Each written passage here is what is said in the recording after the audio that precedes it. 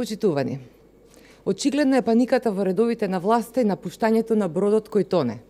И тоа не се случува само во специјалното јавно обвинителство, туку и помеѓу членовите на владата на Република Македонија. Еден од тие примери е токму министерот за надворешни работи, господинот Никола Димитров, кој е соочен со огромниот скандал рекет и со разоткриениот криминал на власта во кој централен лик, освен осомничените, е и токму премиерот Зоран Заев, некако како да крева раце и да ги пушта низ вода.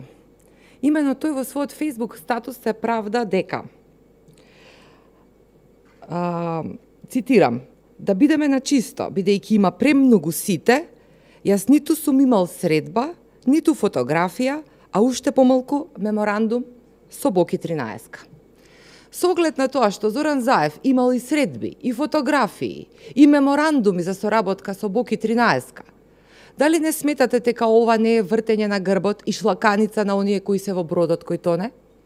Дали ова не е вртење на грбот на Димитров, кон Заев, Шекеринска, Костадин Костадинов, Стефан Богоев, кои се сликале, среќавале и склучувале меморандуми со Боки 13, сега осомничен во аферата рекет? Министерот Димитров треба да одговори дали го споделува ставот за карактерните особини со кои Заев го опиша Бојан Јовановски или тоа го осудува. Кој е пак ставот на Димитров за Заев, Шекеринска, Богоев, Костадинов, Ременска и останатите од Социјалдемократскиот сојуз, кои се среќавале и фотографирале, па и соработувале со Боки 13? Во истиот статус, министерот Димитров вели дека имал правилно пречувство за Бојан Јовановски.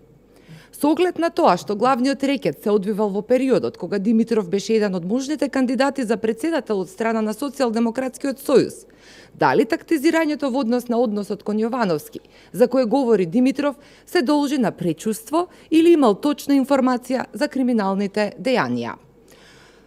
Ако имал точна информација, кој му ја дал и зошто не преземал ништо да се стопира токму таквиот криминал?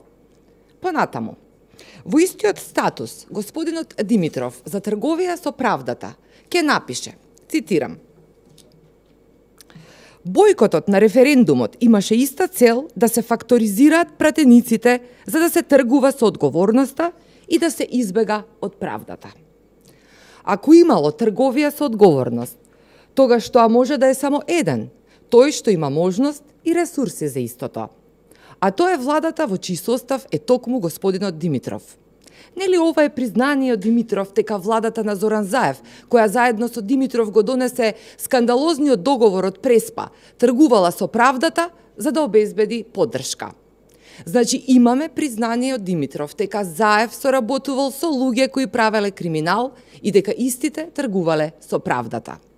Дали ова не е доказ дека Попендаровски и Димитров го напушта бродот на Заев кој забрзано тоне? Ви благодарам.